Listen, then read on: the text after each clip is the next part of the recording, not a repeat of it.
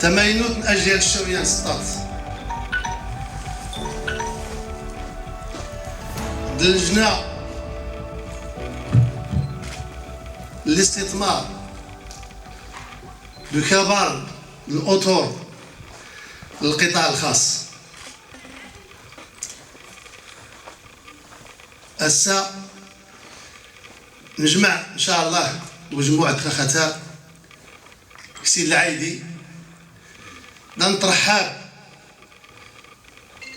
المعالي القنصل العام من السنغال الدار البيضاء نتمازرت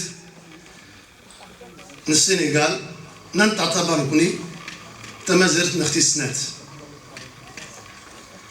هسا نفرح بزاف فرح بزاف ندخل الزياره للمعالي القنصل ختان السنغال على حقاش الزيارات ديك الفضله ختان يتمدينت بالاقليم السطات. نشكر المعالي القنصل نشكر كبار ناس ليمون نتمنى ان شاء الله ان الزياره نواس تخلد في التاريخ. ارتي نشكر بزاف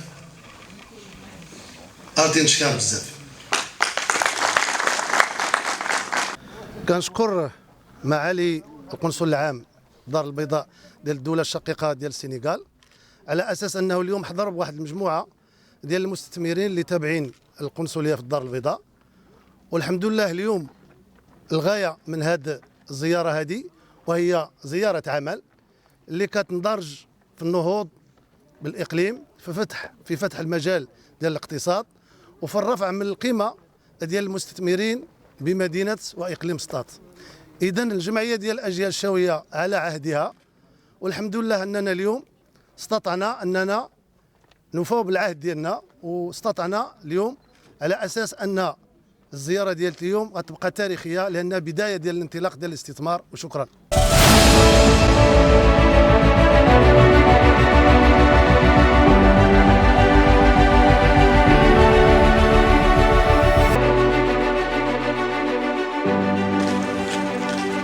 Je voudrais juste faire une petite surprise à Moustapha, mon ami, qui m'a donné l'occasion de venir aujourd'hui dans cette belle région de Setan. Quand il m'a proposé d'être parmi vous, il ne sait pas pourquoi j'ai dit oui aussi rapidement. Parce qu'il ne savait pas que moi j'étais un amoureux de Setan. Il ne savait pas que j'avais découvert Setan à la faveur d'une invitation d'étudiants sénégalais qui sont là et qui m'avaient invité à une de leurs manifestations.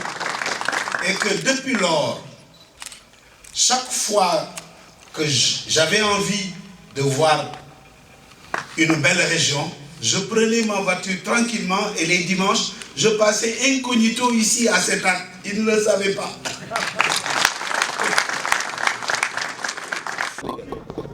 Nous devons prendre sur le Maroc, sur ces hommes d'affaires, sur ces hommes de développement, pour que l'Afrique soit le continent de l'avenir comme prévu.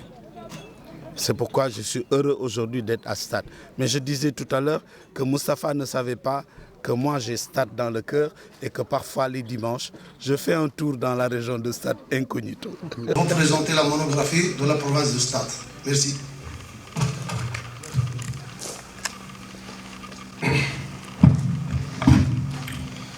Bonjour mesdames et messieurs, je me présente, je suis Achab Dahli, un jeune homme qui a vécu une vingtaine d'années sous le ciel de cette ville, diplômé d'un master spécialisé de high-tech Rabat et ingénieur en fluide, ainsi qu'un membre de l'association AGL Chaouia.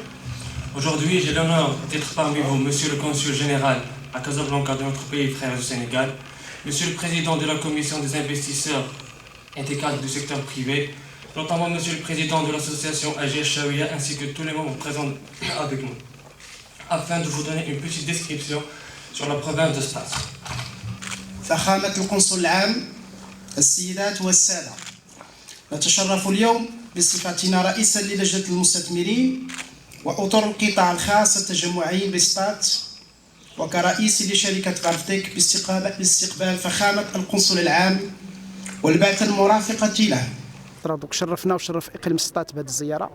هذه الزياره هذه درناها في واحد الاطار اللي كنبحثوا به على شراكه والنهوض باقتصاد اقليم سطات بفتح هذه الافاق. اليوم الجميع كيعرف انه التوجه الاستراتيجي ديال المغرب على يد سيدنا نصره الله هو العلاقات جنوب جنوب، وبالتالي احنا ما يمكن لنا الا نتبعوا هذه الاستراتيجيه ديال صاحب الجلاله.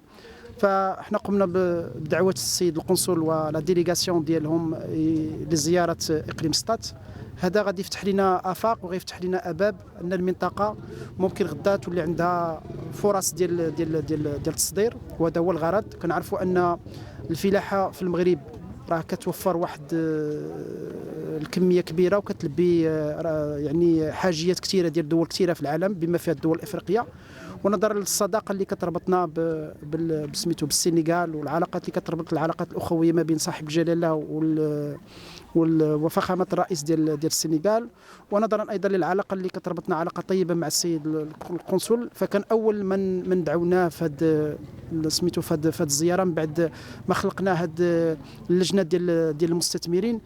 فهو شرفنا بالحضور ديالو. كنتمناو ان شاء الله الرحمن الرحيم انها تكون انطلاقه طيبه وتكون ديناميه جديده بالنسبه لاقليم سطات.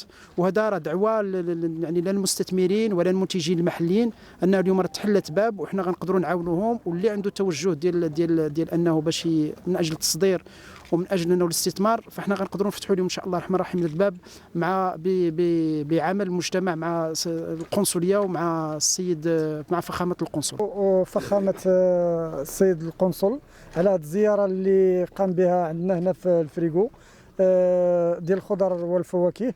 وكنتمناو ان شاء الله غادي نربطوا معاهم شراكات فلاحيه وغادي نهضوا بهذه المنطقه هذه باش نخدموا معاهم في تصدير الخضر اللي عندنا هنا في المنطقه. وكنعاودوا نشكروه جزيل الشكر على الزياره ديالو.